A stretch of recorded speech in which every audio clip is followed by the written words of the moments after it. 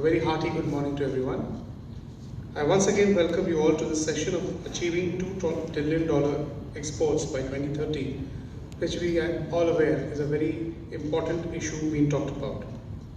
India wants to become a $5 trillion economy by 2024 at a backdrop of high inflation and a growth rate of 6.1%.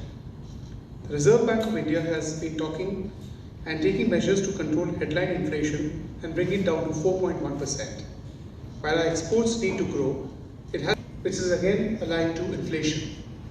Unless we overcome inflationary pressures, it is difficult to make manufacturing competitive. Our total exports in 2022-23 have been worth $770 billion, and to achieve 2 trillion trade, there has to be a threefold increase in exports in a span of less than 7 years. Not too short, not too long a time. But we may get the advantage of an upcycle which may push trade growth. Nearly doubling the exports is imperative if we first have to touch the $5 trillion economy mark by 2024 and then $2 trillion exports by 2030. I'm not being pessimistic about the target, but the IMF presents an outlook saying that the sluggish global economy would hit world trade from 5.1% in 2022 to 2.4% in 2023. The IMF has kept the global growth forecast between 2.8 and 3% for 2024, which means trade for the current year would shrink.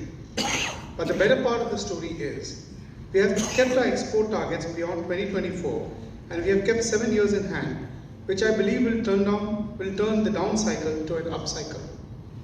So the growth momentum is all likely to start between 2024, for which I think India is preparing, because our first preparation, as rightly said by our President, Shri Namit Bajoria, is the area of competitive manufacturing.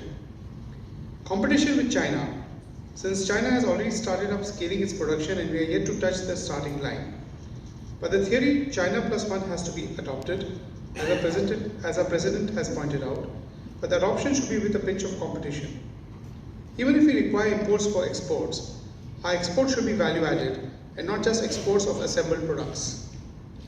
India's next export has witnessed a steep fall of 12.7% at 34.66 billion as of April 2023. Our growth strategy has to first make up for the shortfall and then push ahead for climbing up.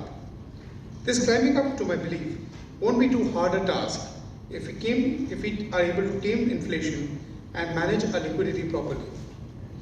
If one recalls the market after the collapse of Lehman Brothers, it was followed by a low price syndrome across the world, though India remained an exception. Therefore, our manufacturing should look at gaining strength where we can supply the world the best quality at the cheapest of rates. Consumers should get their value for money. This will lead us to capture the market. Shri Piyush Goyal, Union Commerce Minister, has decided to meet 100 listed companies across India to work out strategies for competitive manufacturing. But the bulk of exports are supplied by MSMEs. West Bengal houses the second highest number of MSMEs, and many of them are under industrial clusters. But as a matter of fact, not many clusters are operative and many units are lying sick. The state can turn into a strong export hub if we can rejuvenate our MSMEs, unleash our maritime potential, and tweak a bit our SEZ policy. High exports from the state will also be beneficial to our state's coffers. The union government has opened a number of channels for exports even in the network of post offices, which will be utilized to export handicraft products for remote parts of the country. Certainly it's a welcome move. But can't we think in terms of exporting big industrial manufactured products as well? EV is an area where West Bengal has huge possibilities. I'm very optimistic about Hindustan Motors launching an EV and capturing the export market. Let's not only depend on the Hyundais, the Teslas and the Toyotas.